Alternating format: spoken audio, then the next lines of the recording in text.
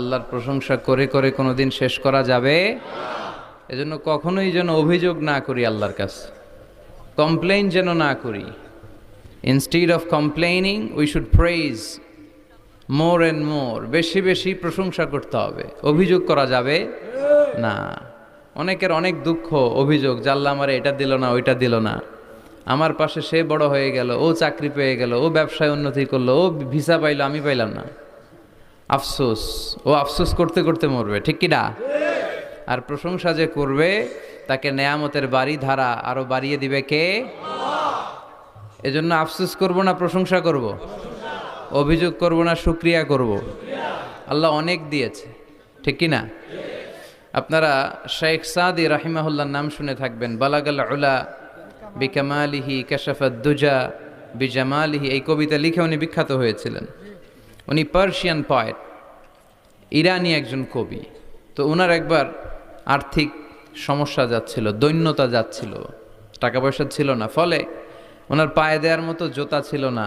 তো খুব আফসোস করতেছে, হায় রে, আমি এত বড় কবি, আমার পায়ে দেওয়ার মতো জুতা নাই। আফসোস করে ঘর থেকে বের হলেন, দেখলেন এক ভিক্ষুক ভিক্ষা করছে, ওর পাই নাই। কি নাই? আর কবি সাহেবের কি নাই? ওনার জুতা নাই, এজন্য দুঃখ। বের হয়ে দেখে সাইল ভিক্ষুক, ওর পা নাই। এবার উনি সেজদায় পরে আল্লাহর ডেকে বলে, আল্লাহ শুকর আলহামদুলিল্লাহ, অনেক ভালো আছি। শুকর আলহামদুলিল্লাহ, বেশ ভালো আছি, অনেক সুখে আছি। এজন্য সুখ হচ্ছে আলহামদুলিল্লাহর ভিতরে। সুখ আছে কিসের ভিতরে?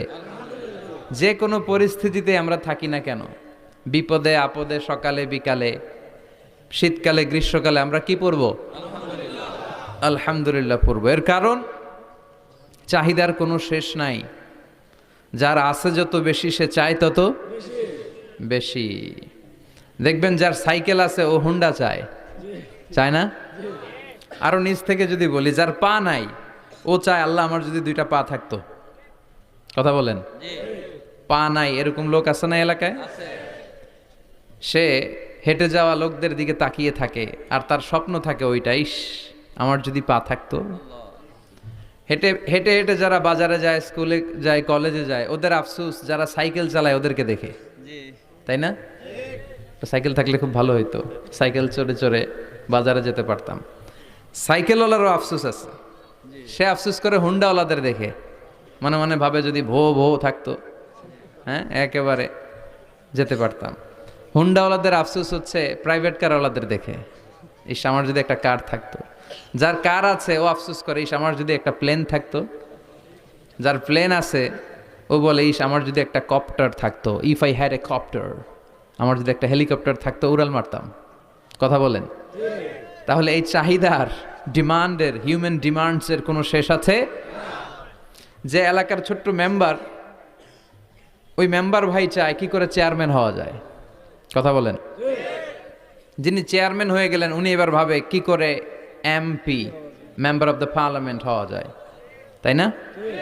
আচ্ছা, এমপি যিনি হয়ে গেলেন উনি আরেকটু উপরে যেতে চায়, ভাবে যদি একটু একটু যদি যাইতে পারি, একটা মন্ত্রণালয় যদি পাইতাম, হ্যাঁ মিনিস্ট্রি যদি একটা পেতাম, কতই না ভালো হতো। তো মন্ত্রী যিনি হইল উনি, ওনার অনেক শখ, ইস আর একটা জায়গা বাকি। হ্যাঁ কি নাম ওইটার? PM, prime minister. কিন্তু এই দেশে অসম্ভব। কথা বলেন। এই দেশে প্রাইম মিনিস্টার হওয়া যাবে? এক দুজন এদের মধ্যে ধাক্কাধাক্কি, এবং ওনাদেরকেই মেনে নিতে হবে। আপনি বাঁচেন আর মরেন, ওনারাই প্রাইম মিনিস্টার। কথা বলেন। তাহলে এই কথাগুলো বলার উদ্দেশ্য হচ্ছে হিউম্যান ডিমান্ডসের কোনো শেষ নাই, আনলিমিটেড হিউম্যান ডিমান্ডস। এজন্য বিশ্বনবী বললেন, লাউ আন্না লিকুল্লি ইবনি আদামা ওয়াদিয়ান মিন যাহাব আহাব্বা আইয়াকুনা লাহু ওয়াদিয়ান ওয়া লা ইয়ামলা আফাহু ইল্লা তুরাব। আল্লাহ বলেন, এই বনিয়াদ